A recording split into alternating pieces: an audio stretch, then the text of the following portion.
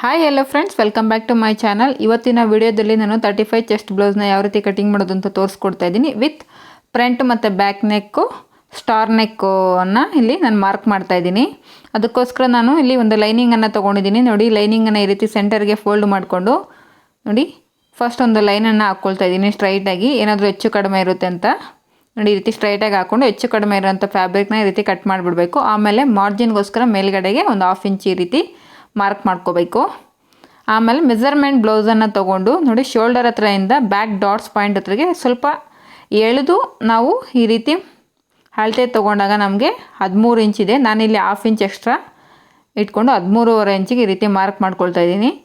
ಇಲ್ಲಿ ಕೂಡ 13.5 ಇಂಚಿಗೆ ಈ ರೀತಿ ಮಾರ್ಕ್ ಮಾಡಿಕೊಂಡು ಸ್ಟ್ರೈಟಾಗಿ ಒಂದು ಲೈನನ್ನು ನಾವು ಡ್ರಾ ಮಾಡ್ಕೋಬೇಕು. ನೋಡಿ, ಬ್ಲೌಸ್ ಲೆಂತ್ ಬಂದು 13.5 ಇಂಚು. 13.5 ಇಂಚಿಗೆ ಮೇಲ್ಗಡೆ ಒಂದು 1/2 ಇಂಚು ಮತ್ತು ಕೆಳಗಡೆ ಮಾರ್ಜಿನ್ಗೋಸ್ಕರ ಒಂದು 1/2 ಇಂಚು ಸೇರಿಸಿದ್ರೆ ಟೋಟಲಾಗಿ ನಮಗೆ 14.5 ಇಂಚ್ ಆಗುತ್ತೆ. ಈಗ ಮೆಜರ್ಮೆಂಟ್ ಬ್ಲೌಸಿಂದ ಕಾಜಾ ಪಟ್ಟಿನ ಬಿಟ್ಟು ನಾವು ನೋಡಿ ಈ ರೀತಿ ಸೊಂಟದ ಸುತ್ತಳತೆನ ನಾವು ಅಳತೆ ಮಾಡ್ಕೋಬೇಕು. ನೋಡಿ, ಉಕ್ಸ್ ಪಟ್ಟಿವರೆಗೂ ನಾವು ಈ ರೀತಿ ಅಳತೆ ಮಾಡಿಕೊಂಡಾಗ ಅವ್ರದ್ದು ವೇಸ್ಟ್ ರೌಂಡ್ ಬಂದು 31 ಇದೆ. ಈ 31 ಇಂಚನ್ನು ನಾವು ಟೇಪಿಂದ 4 ಭಾಗವಾಗಿ ಡಿವೈಡ್ ಮಾಡ್ಕೋಬೇಕು. ಅದರಲ್ಲಿ 4ನೇ ಒಂದು ಭಾಗ ಬಂದು ನಮಗೆ 7.75 ಇಂಚು ಬರುತ್ತೆ. ನೋಡಿ, ಫೋಲ್ಡಿಂಗ್ ಸೈಡ್ ಹತ್ರದಿಂದ 7.75 ಇಂಚಿಗೆ ಈ ರೀತಿ ಮಾರ್ಕ್ ಮಾಡ್ಕೋಬೇಕು. ಮತ್ತು ಡಾಟ್ಸ್ಗೋಸ್ಕರ 1 ಇಂಚ್ ಎಕ್ಸ್ಟ್ರಾ ತೊಗೋಬೇಕು. ಮತ್ತು ಮಾರ್ಜಿನ್ಗೋಸ್ಕರ ನಾನು 2 ಇಂಚ್ ಎಕ್ಸ್ಟ್ರಾ ಇಲ್ಲಿ ಮಾರ್ಕ್ ಮಾಡ್ಕೊಳ್ತಾ ಇದ್ದೀನಿ. ನೋಡಿ, ನಮಗೆ ವೇಸ್ಟ್ ರೌಂಡ್ ಬಂದು ಎಷ್ಟು ಬಂದಿದೆ? 7.75 ಇಂಚು ಬಂದಿದೆ. 7.75 ಇಂಚಿಗೆ 1 ಇಂಚನ್ನು ಆ್ಯಡ್ ಮಾಡ್ಕೊಂಡು ನಮಗೆ 8.75 ಇಂಚು ಬರುತ್ತೆ. ಆ 8.75 ಇಂಚನ್ನ ನಾನಿಲ್ಲಿ ಚೆಸ್ಟ್ ರೌಂಡ್ ಆಗಿ ತಗೊಳ್ತಾ ಇದ್ದೀನಿ. ನಿಮಗೆ ವೇಸ್ಟ್ ರೌಂಡ್ ಎಷ್ಟೇ ಬಂದಿರಲಿ ಅದಕ್ಕೆ 1 ಇಂಚನ್ನು ಆ್ಯಡ್ ಮಾಡ್ಕೊಂಡಾಗ ನಮಗೆ ಚೆಸ್ಟ್ ರೌಂಡ್ ಅನ್ನೋದಕ್ಕೂ ಗೊತ್ತಾಗುತ್ತೆ. ಡೀಪ್ ನೆಕ್ ಬ್ಲೌಸ್ಗಳಿಗಾದರೆ ನಾವು 1 ಇಂಚನ್ನು ಆ್ಯಡ್ ಮಾಡ್ಕೋಬೇಕು. ಅದೇ ಬೋಟ್ ನೆಕ್ ಬ್ಲೌಸ್ಗಳಾದರೆ 2 ಇಂಚಸ್ನ ಆ್ಯಡ್ ಮಾಡ್ಕೋಬೇಕು ವೇಸ್ಟ್ ರೌಂಡಿಗೆ. ಈಗ ನಾನು ಶೋಲ್ಡರ್ ಬಂದು 5.5 ಇಂಚಿಗೆ ಮಾರ್ಕ್ ಮಾಡ್ಕೊಳ್ತಾ ಇದ್ದೀನಿ. ಇಲ್ಲಿ ನೆಕ್ ಪಟ್ಟಿ ಬಂದು ಅವ್ರದ್ದು 2.25 ಇಂಚ್ ಇದೆ. ನೋಡಿ, ಶೋಲ್ಡರ್ ಸೈಡಿಂದ ನಾನು 1/2 ಇಂಚಿಗೆ ಈ ರೀತಿ ಮಾರ್ಕ್ ಮಾಡಿಕೊಂಡು ನೆಕ್ ಪಟ್ಟಿ ನಮಗೆ ಎಷ್ಟಿದೆ? 2.25 ಇಂಚ್ ಇದೆ. ಆ 2.25 ಇಂಚಿಗೆ ಈ ರೀತಿ ಮಾರ್ಕ್ ಮಾಡಿಕೊಂಡು ಮತ್ತು 1/4 ಇಂಚಿಗೆ ಆ ಕಡೆ ಸೈಡ್ ಮಾರ್ಕ್ ಮಾಡ್ಕೊಳ್ತಾ ಇದ್ದೀನಿ. ಅದು ಬಂದು ನೆಕ್ ಪಟ್ಟಿನ ಸ್ಟಿಚ್ ಮಾಡೋದಕ್ಕೋಸ್ಕರ. ಮತ್ತು ನಾನು ಆರ್ಮ್ ರೌಂಡ್ ಬಂದು 6 ಇಂಚಿಗೆ ಈ ರೀತಿ ಮಾರ್ಕ್ ಮಾಡ್ಕೊಳ್ತಾ ಇದ್ದೀನಿ. ಶೋಲ್ಡರ್ ಪಟ್ಟಿನ ಬಿಟ್ಟು ನಾನು ಆರ್ಮ್ ರೌಂಡನ್ನು 6 ಇಂಚಿಗೆ ಈ ರೀತಿ ಮಾರ್ಕ್ ಮಾಡ್ಕೊಂಡಿದ್ದೀನಿ. ಈಗ ಅಳತೆ ಬ್ಲೌಸಲ್ಲಿ ಕಸ್ಟಮರ್ದು ಆರ್ಮ್ ರೌಂಡ್ ಎಷ್ಟಿದೆ ಅಂತ ಈ ರೀತಿ ಬ್ಯಾಕ್ ಸೈಡ್ಗೆ ಬ್ಲೌಸನ್ನು ಟರ್ನ್ ಮಾಡಿಕೊಂಡು ಚೆಕ್ ಮಾಡ್ಕೋಬೇಕು. ನೋಡಿ, ಶೋಲ್ಡರ್ ಹತ್ರದಿಂದ ನಾವು ಟೇಪ್ ಸಹಾಯದಿಂದ ನೋಡಿ ಈ ರೀತಿ ಆರ್ಮ್ ರೌಂಡನ್ನು ಚೆಕ್ ಮಾಡ್ಕೋಬೇಕು. ನೋಡಿ, ಈ ಕಸ್ಟಮರ್ ಆರ್ಮ್ ರೌಂಡ್ ಬಂದು 8 ಇಂಚಸ್ ಇದೆ. ನಾವು 8 ಇಂಚಸ್ಗೆ ಮ್ಯಾಚ್ ಆಗೋ ಥರ ನಾವು ಆರ್ಮ್ ರೌಂಡನ್ನು ಈಗ ಮಾರ್ಕ್ ಮಾಡ್ಕೋಬೇಕು. ನೋಡಿ, ಮಿಡ್ಡಲಲ್ಲಿ ನಾನು 1.5 ಇಂಚಿಗೆ ಮಾರ್ಕ್ ಮಾಡ್ಕೊಳ್ತಾ ಇದ್ದೀನಿ. ಇದು 35 ಚೆಸ್ಟ್ ಬ್ಲೌಸ್ ಆಗಿರೋದ್ರಿಂದ 1.5 ಇಂಚು ನಾನಿಲ್ಲಿ ಮಾರ್ಕ್ ಮಾಡ್ಕೊಳ್ತಾ ಇದ್ದೀನಿ. ನೋಡಿ, ಈಗ ಈ ರೀತಿ ಆರ್ಮ್ ರೌಂಡನ್ನು ನಾನು ಡ್ರಾ ಮಾಡಿಕೊಂಡೆ. ನಿಮ್ಮ ಹತ್ರ ಆರ್ಮ್ ರೌಂಡ್ ಸ್ಕೇಲ್ ಅನ್ನೋದಿದ್ದರೆ ನಿಮಗೆ ಆರ್ಮ್ ರೌಂಡ್ ಅನ್ನೋದು ಈಸಿಯಾಗಿ ಡ್ರಾ ಮಾಡ್ಕೋಬೋದು. ಈಗ ನಾನು ಮಾರ್ಜಿನ್ ಲೈನನ್ನು ಕೂಡ ಈ ರೀತಿ ಡ್ರಾ ಮಾಡಿಕೊಂಡೆ. ಈಗ ಚೆಕ್ ಮಾಡ್ಕೊಳ್ತಾ ಇದ್ದೀನಿ. ನೋಡಿ, ಶೋಲ್ಡರ್ ಪಾಯಿಂಟ್ ಹತ್ರ ಬಿಟ್ಟು ನಾನೇನು ಮಾರ್ಕ್ ಮಾಡ್ಕೊಂಡಿದ್ದೆ ಆರ್ಮ್ ರೌಂಡು ನನಗೆ 8 ಇಂಚು ಬರಬೇಕು. ನೋಡಿ, ಕರೆಕ್ಟಾಗಿ 8 ಇಂಚಿಗೆ ನನಗೆ ಆರ್ಮ್ ರೌಂಡ್ ಅನ್ನೋದು ಮ್ಯಾಚ್ ಆಗ್ತಿದೆ. ಮೆಜರ್ಮೆಂಟ್ ಬ್ಲೌಸ್ ಬ್ಯಾಕ್ ಪಾರ್ಟನ್ನು ಈ ರೀತಿ ಮಿಡಲ್ಗೆ ಫೋಲ್ಡ್ ಮಾಡ್ಕೊಂಡಾಗ ನಮಗೆ ಬ್ಯಾಕ್ ಡೀಪ್ ಅನ್ನೋದು ಗೊತ್ತಾಗುತ್ತೆ. ನೋಡಿ, ಈ ರೀತಿ ಮಾರ್ಕ್ ಮಾಡಿಕೊಂಡು ಮೇಲ್ಗಡೆಗೆ ಒಂದು 1/4 ಇಂಚು ಮಾರ್ಜಿನ್ಗೋಸ್ಕರ ಈ ರೀತಿ ಮೇಲ್ಗಡೆಗೆ ಮಾರ್ಕ್ ಮಾಡ್ಕೊಂಡಿದ್ದೀನಿ. ಮೇಲ್ಗಡೆ ನಾನು 2.5 ಇಂಚು ಬಿಡ್ತು ತೊಗೊಂಡಿದ್ದೀನಿ, ನೆಕ್ ಬಿಡ್ತು. ಕೆಳಗಡೆ ಬಂದು 1/2 ಇಂಚ್ ಎಕ್ಸ್ಟ್ರಾ 3 ಇಂಚಿಗೆ ನಾನು ಈ ರೀತಿ ನೆಕ್ ಬಿಡ್ತನ್ನು ತೊಗೊಂಡು ಈ ರೀತಿ ಬಾಕ್ಸ್ ಶೇಪನ್ನು ಡ್ರಾ ಮಾಡ್ಕೊಂಡಿದ್ದೀನಿ. ನಾನಿಲ್ಲಿ ಸ್ಟಾರ್ ನೆಕ್ಕನ್ನು ಡ್ರಾ ಮಾಡ್ತಿರೋದ್ರಿಂದ ನೋಡಿ 1 ಇಂಚಿಗೆ ಈ ರೀತಿ ಮಾರ್ಕ್ ಮಾಡಿಕೊಂಡು ಸೈಡಲ್ಲಿ ಬಂದು ನಾನು 3/4 ಇಂಚಿಗೆ ಈ ರೀತಿ ಮಾರ್ಕ್ ಮಾಡ್ಕೊಂಡಿದ್ದೀನಿ. ಕೆಳಗಡೆಯಿಂದ ಮೇಲೆಗೆ 1 ಇಂಚು ಮತ್ತು ಸೈಡ್ ಬಂದು 3/4 ಇಂಚು. ನೋಡಿ, ಈ ರೀತಿ ಸ್ಟಾರ್ ನೆಕ್ಕನ್ನು ನಾನು ಡ್ರಾ ಮಾಡ್ಕೊಳ್ತಾ ಇದ್ದೀನಿ. ನಿಮಗೆ ಸ್ಟಾರ್ ನೆಕ್ಕಲ್ಲಿ ಡೀಪು ಜಾಸ್ತಿ ಬೇಕು ಅಂದಾಗ ನೀವು ಕೆಳಗಡೆಯಿಂದ 1 ಇಂಚು ಡ್ರಾ ಮಾಡಿಕೊಂಡ್ರೆ ಸಾಕು. ನಿಮಗೆ ಡೀಪ್ ಬೇಡ ಅನ್ನೋರು 1.5 ಇಂಚು ಇಲ್ಲ 2 ಇಂಚಸ್ವರೆಗೂ ಮೇಲ್ಗಡೆಗೆ ಈ ರೀತಿ ಡ್ರಾ ಮಾಡ್ಕೋಬೇಕು. ಈಗ ಬ್ಯಾಕ್ ಡಾಟ್ಸನ್ನು ಕೂಡ ನಾನು ಮಾರ್ಕ್ ಮಾಡ್ಕೊಳ್ತಾ ಇದ್ದೀನಿ. ನೋಡಿ, ನಾನು ಇಲ್ಲಿ ಬಂದು 4 ಇಂಚಸ್ಸು ಡಾಟ್ಸು ಲೆಂತ್ ಅನ್ನೋದು ತೊಗೊಂಡಿದ್ದೀನಿ. ನೋಡಿ, ಆ ಡಾಟ್ಸ್ ಹತ್ರದಿಂದ ಈ ರೀತಿ ಕ್ರಾಸಾಗಿ ನಾವು ಒಂದು 1/2 ಇಂಚ್ ಆಗೋಷ್ಟು ಈ ರೀತಿ ಕ್ರಾಸಾಗಿ ಒಂದು ಲೈನನ್ನು ಹಾಕ್ಕೋಬೇಕು. ಈಗ ನಾನೇನು ಡ್ರಾ ಮಾಡ್ಕೊಂಡಿದ್ದೀನೋ ಅದ್ರ ಪ್ರಕಾರ ಕಟಿಂಗ್ ಮಾಡ್ತಾಯಿದ್ದೀನಿ. ನಮಗೆ ಶೋಲ್ಡರ್ ಡ್ರಾಪ್ ಆಗಬಾರ್ದು ಅಂದರೆ ನೆಕ್ ಸೈಡ್ಗೆ ನಾವು ಈ ರೀತಿ ಒಂದು 1/4 ಇಂಚ್ ಆಗೋಷ್ಟು ಈ ರೀತಿ ಕ್ರಾಸಾಗಿ ಒಂದು ಲೈನನ್ನು ಹಾಕ್ಕೋಬೇಕು. ಫ್ರೆಂಡ್ಸ್, ನಿಮಗೆ ವಿಡಿಯೋದಲ್ಲಿ ಏನಾದರೂ ಡೌಟ್ಸ್ ಇದ್ದರೆ ಖಂಡಿತವಾಗ್ಲೂ ಕಮೆಂಟ್ ಮಾಡಿ, ನಾನು ನಿಮ್ಮ ಪ್ರಶ್ನೆಗಳಿಗೆ ಆನ್ಸರ್ ಕೊಡ್ತೀನಿ.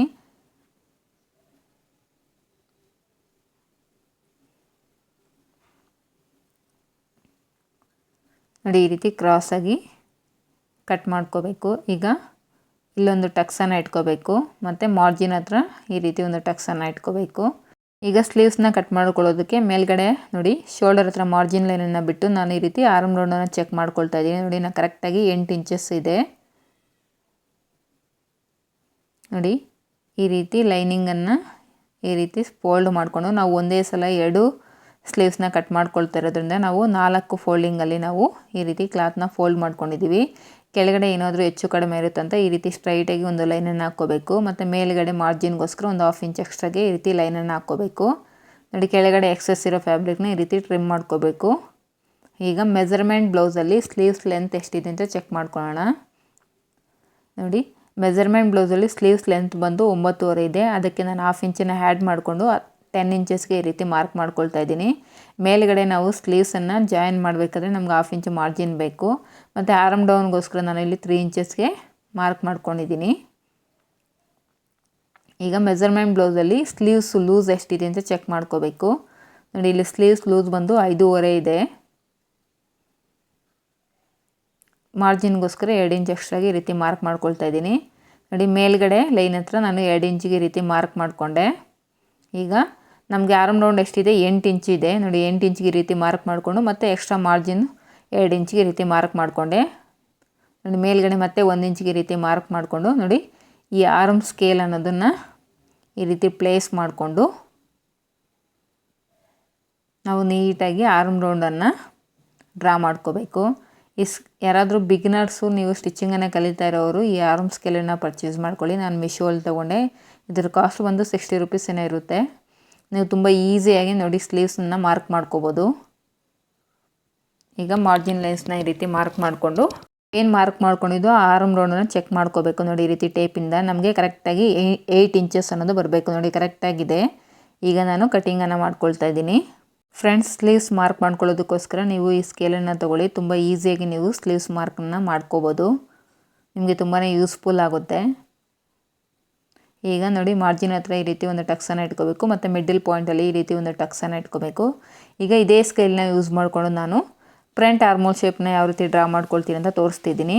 ನೋಡಿ ಮಿಡಿಲ್ ಪಾಯಿಂಟ್ ಹತ್ರದಿಂದ ನಾವು 1 ಇಂಚಿಗೆ ಈ ರೀತಿ ಮಾರ್ಕ್ ಮಾಡ್ಕೊಂಡಿರ್ತೀವಲ್ಲ ಅಲ್ಲಿಂದ ಫಿಟ್ಟಿಂಗ್ ಲೈನ್ ಹತ್ರಗೆ ಈ ರೀತಿ ಟೇಪನ್ನು ಫೋಲ್ಡ್ ಮಾಡ್ಕೋಬೇಕು. ಸೆಂಟರ್ ಪಾಯಿಂಟ್ ನಮ್ಗೆ ಎಲ್ಲಿ ಬರುತ್ತೋ ಅಲ್ಲಿಗೆ ಈ ರೀತಿ ಮಾರ್ಕ್ ಮಾಡಿಕೊಂಡು ಅಲ್ಲಿಂದ 1/2 ಇಂಚಿಗೆ ಈ ರೀತಿ ಮಾರ್ಕ್ ಮಾಡ್ಕೋಬೇಕು.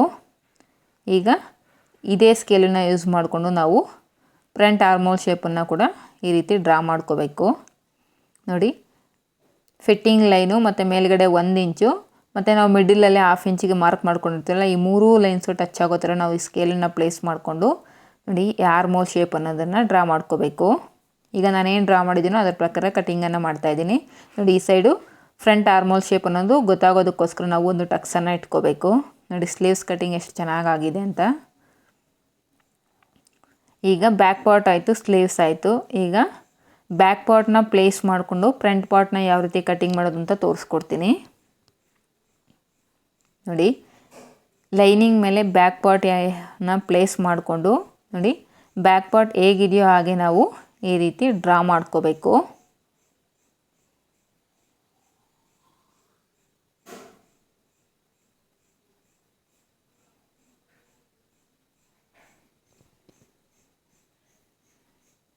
ಈ ರೀತಿ ಪೂರ್ತಿ ನಾವು ಬ್ಯಾಕ್ ಪಾರ್ಟ್ ಏನಿರುತ್ತೋ ಆ ರೀತಿ ಡ್ರಾ ಮಾಡ್ಕೋಬೇಕು. ನೋಡಿ ಆರ್ಮ್ ರೌಂಡನ್ನು ಕೂಡ ಇದೇ ರೀತಿ ನಾನು ಡ್ರಾ ಮಾಡ್ಕೋತಾ ಇದ್ದೀನಿ.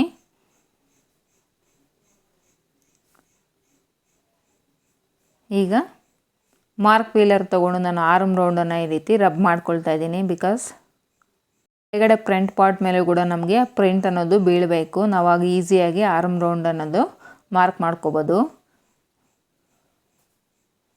ನೋಡಿ ನಮಗೆ ಪ್ರಿಂಟ್ ಅನ್ನೋದು ಕಾಣಿಸ್ತಿದೆಯಲ್ವಾ. ಈಗ ನಮಗೇನು ಪ್ರಿಂಟ್ ಕಾಣಿಸ್ತಿದೆಯೋ ಅದರ ಪ್ರಕಾರ ನಾನು ಇಲ್ಲಿ ಮಾರ್ಕ್ ಮಾಡ್ಕೊಳ್ತಾ ಇದ್ದೀನಿ.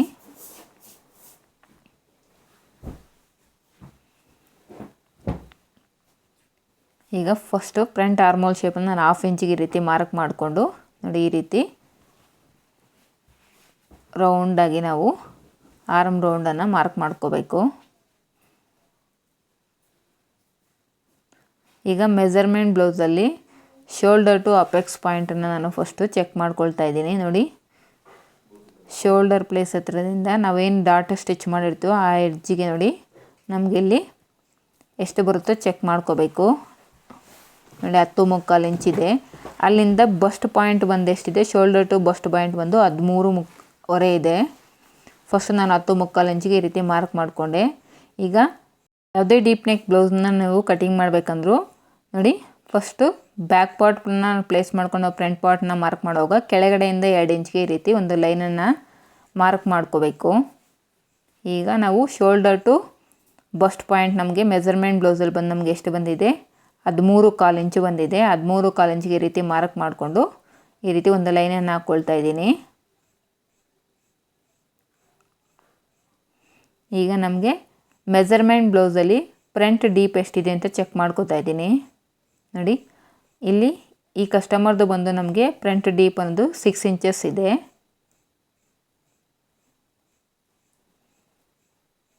ನೋಡಿ ಈ ರೀತಿ 6 ಇಂಚಸ್ಗೆ ಈ ರೀತಿ ಮಾರ್ಕ್ ಮಾಡ್ಕೋಬೇಕು.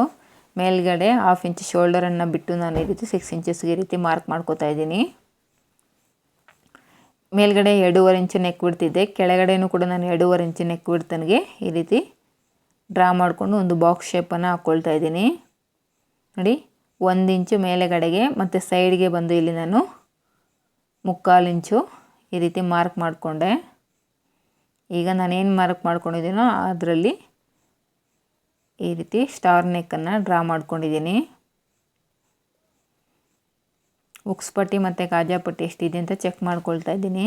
ನೋಡಿ ನಮಗೆ ಶೇಪ್ ಬೆಲ್ಟ್ಸ್ ಹತ್ರಗೆ ಏನಿರುತ್ತೋ ಅಲ್ಲಿಗೆ ಈ ರೀತಿ ಮಾರ್ಕ್ ಮಾಡ್ಕೋಬೇಕು. ಆಮೇಲೆ ಎಕ್ಸ್ಟ್ರಾ 1 ಇಂಚಿಗೆ ನಾವು ಈ ರೀತಿ ಮಾರ್ಕ್ ಮಾಡ್ಕೋಬೇಕು. ಯಾಕಂದರೆ ಶೇಪ್ ಬೆಲ್ಟ್ ಸ್ಟಿಚ್ ಮಾಡೋದಕ್ಕೆ ಮತ್ತು ಸೆಂಟ್ರಲ್ಲಿ ನಾವು ಡಾಟ್ಸ್ನ ಸ್ಟಿಚ್ ಮಾಡೋದಕ್ಕೆ ನಮಗೆ 1 ಇಂಚ್ ಎಕ್ಸ್ಟ್ರಾ ಬೇಕಾಗುತ್ತೆ. ನೋಡಿ ಉಕ್ಸ್ ಪಟ್ಟಿ ಸೈಡಿಂದ 2.5 ಇಂಚಿಗೆ ಈ ರೀತಿ ಮಾರ್ಕ್ ಮಾಡಿಕೊಂಡು ಅಲ್ಲಿಂದ ಮೈನ್ ಡಾಟ್ಗೋಸ್ಕರ ನಾನು 2.5 ಇಂಚಿಗೆ ಈ ರೀತಿ ಮಾರ್ಕ್ ಮಾಡ್ಕೊಂಡಿದ್ದೀನಿ. ನೋಡಿ ಈ ರೀತಿ ಮಾರ್ಜಿನ್ ಸೈಡು ಒಂದು 1/2 ಇಂಚು ಮೇಲೆಗಡೆಗೆ ಮಾರ್ಕ್ ಮಾಡ್ಕೋಬೇಕಾಗಿತ್ತು. ನಾನಿಲ್ಲಿ ಮಾರ್ಕ್ ಮಾಡ್ಕೊಳ್ಳೋದು ಮರ್ತೋಗಿ ನೋಡಿ ಈ ರೀತಿ ಸ್ಟ್ರೈಟಾಗಿ ಒಂದು ಲೈನನ್ನು ಹಾಕ್ಕೊಳ್ತಾ ಇದ್ದೀನಿ. ಈಗ ನಾನು ಮತ್ತೆ ನೋಡಿ ಈ ರೀತಿ ಫಸ್ಟೇ ನಾವು ಒಂದು 1/2 ಇಂಚಿಗೆ ಈ ರೀತಿ ಮಾರ್ಕ್ ಮಾಡಿಕೊಂಡು ಆ ಮೈನ್ ಡಾಟ್ಸ್ ಹತ್ರದಿಂದ ಈ ರೀತಿ ಕ್ರಾಸಾಗಿ ಒಂದು ಲೈನನ್ನು ಹಾಕ್ಕೋಬೇಕು. ಈಗ ಬ್ಯಾಕ್ ಪಾರ್ಟ್ ನಮಗೆ ಬಿಡುತ್ತೆ ಎಷ್ಟಿದೆ 11 ಇಂಚಸ್ ಬಂದಿದೆ. ಅದರಲ್ಲಿ 1 ಇಂಚು ಡಾಟ್ಸನ್ನು ಲೆಸ್ ಮಾಡಿದಾಗ ನಮಗೆ 10 ಇಂಚಸ್ ಆಗುತ್ತೆ. ಈಗ ನಮಗೆ ಫ್ರಂಟ್ ಪಾರ್ಟು ಎಷ್ಟು ಇರಬೇಕು, 10 ಇಂಚಸ್ ಇರಬೇಕು. ಚೆಕ್ ಮಾಡ್ಕೊಳ್ತಾ ಇದ್ದೀನಿ. ನೋಡಿ ನಾವು ಈ ರೀತಿ ಚೆಕ್ ಮಾಡ್ಕೊಂಡೋಗ ಆ ಮೈನ್ ಡಾಟನ್ನು ನಾವು ಲೆಸ್ ಮಾಡ್ಕೋಬೇಕು. ಮೈನ್ ಡಾಟನ್ನು ಲೆಸ್ ಮಾಡಿಕೊಂಡು ನಮಗೆ 10.25 ಇಂಚ್ ಎಲ್ಲಿಗೆ ಬರುತ್ತೋ ಅಲ್ಲಿಗೆ ನಾವು ಈ ರೀತಿ ಮಾರ್ಕ್ ಮಾಡಿಕೊಂಡು ಡ್ರಾ ಮಾಡ್ಕೋಬೇಕು. ಈ ರೀತಿ ಡ್ರಾ ಮಾಡ್ಕೊಳ್ಳೋದ್ರಿಂದ ನಿಮಗೆ ಉಕ್ಸ್ ಪಟ್ಟಿ ಮತ್ತು ಕಾಜಾ ಪಟ್ಟಿ ಸೈಡ್ ಅನ್ನೋದು ಗ್ಯಾಪ್ ಅನ್ನೋದು ಬರದೇ ಇರುತ್ತೆ. ಈಗ ಉಕ್ಸ್ ಪಟ್ಟಿ ಮತ್ತು ಕಾಜಾ ಪಟ್ಟಿಗೋಸ್ಕರ ಒಂದು 1/4 ಇಂಚಿಗೆ ಈ ರೀತಿ ಒಂದು ಲೈನನ್ನು ಹಾಕ್ಕೊಂಡಿದ್ದೀನಿ. ಈಗ ನಾನೇನು ಡ್ರಾ ಮಾಡ್ಕೊಂಡಿದ್ದೀನೋ ಅದರ ಪ್ರಕಾರ ಕಟ್ಟಿಂಗನ್ನು ಮಾಡ್ಕೊಳ್ತಾ ಇದ್ದೀನಿ. ನೋಡಿ ಈ ರೀತಿ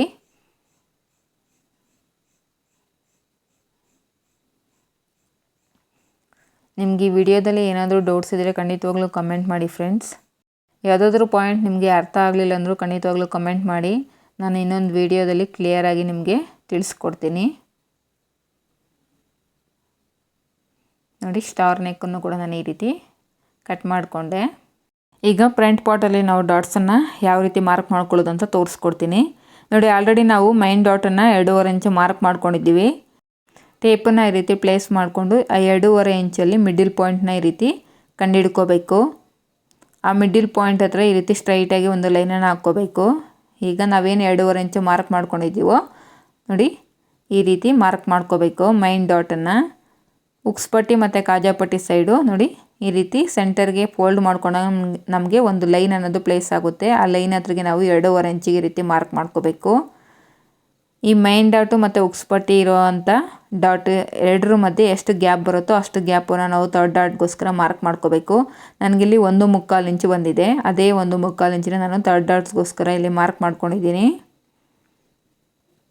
ನೋಡಿ ಈ 3 ಡಾಟ್ಸು ನಮಗೆ ಜಾಯಿನ್ ಮಾಡಿದಾಗ ನಮಗೆ ಟ್ರಯಾಂಗಲ್ ಶೇಪ್ ಅನ್ನೋದು ಬರಬೇಕು. ಆಗಲೇ ನಮಗೆ ಫ್ರಂಟ್ ಪಾರ್ಟಲ್ಲಿ ಕಪ್ ಶೇಪ್ ಅನ್ನೋದು ನೀಟಾಗಿ ಸ್ಟಿಚ್ ಮಾಡ್ಕೊಳ್ಳೋಕ್ಕಾಗುತ್ತೆ. ಈಗ ನಾನೇನು ಡಾಟ್ಸ್ ಮಾರ್ಕಿಂಗ್ ಮಾಡಿದ್ದೀನೋ ಅದನ್ನು ಈ ರೀತಿ ವೀಲ್ ಮಾರ್ಕರಿಂದ ರಬ್ ಮಾಡ್ಕೊಂಡಾಗ ನಮಗೆ ಈಸಿಯಾಗಿ ಇನ್ನೊಂದು ಫ್ರಂಟ್ ಪಾರ್ಟ್ ಮೇಲೆ ಕೂಡ ನಮಗೆ ಮಾರ್ಕಿಂಗ್ಸ್ ಅನ್ನೋದು ಈಸಿಯಾಗಿ ಕಾಣಿಸುತ್ತೆ. ಈಗ ಈ ಡಾಟ್ಸ್ ಮಾರ್ಕ್ಸನ್ನೆಲ್ಲ ಈ ರೀತಿ ಚಿಕ್ಕ ಚಿಕ್ಕದಾಗಿ ಟಕ್ಸನ್ನು ಇಟ್ಕೊಳ್ತಾ ಇದ್ದೀನಿ. ನೋಡಿ, ಈ ರೀತಿ ಟಕ್ಸ್ ಇಟ್ಕೊಳ್ಳೋದ್ರಿಂದ ನಮಗೆ ಸ್ಟಿಚಿಂಗ್ ಮಾಡುವಾಗ ತುಂಬಾ ಈಸಿ ಅನಿಸುತ್ತೆ. ನೋಡಿ, ವೀಲ್ ಮಾರ್ಕರಲ್ಲಿ ನಾವು ರಬ್ ಮಾಡ್ಕೊಂಡಿರೋದ್ರಿಂದ ನಮಗೆ ಯಾವ ರೀತಿ ಈ ರೀತಿ ಪ್ರಿಂಟ್ ಅನ್ನೋದು ಕಾಣಿಸ್ತಿದೆ. ಈಗ ನಮಗೆ ಶೇಪ್ ಬೆಲ್ಟ್ಸ್ನ ಯಾವ ರೀತಿ ಕಟಿಂಗ್ ಮಾಡೋದು ಅಂತ ತೋರಿಸ್ಕೊಡ್ತೀನಿ. ಅದಕ್ಕೋಸ್ಕರ ಉಳಿದಿರುವಂಥ ಲೈನಿಂಗಲ್ಲಿ ಸ್ಟ್ರೈಟಾಗಿ ಈ ರೀತಿ ಒಂದು ಲೈನನ್ನು ಹಾಕ್ಕೋಬೇಕು.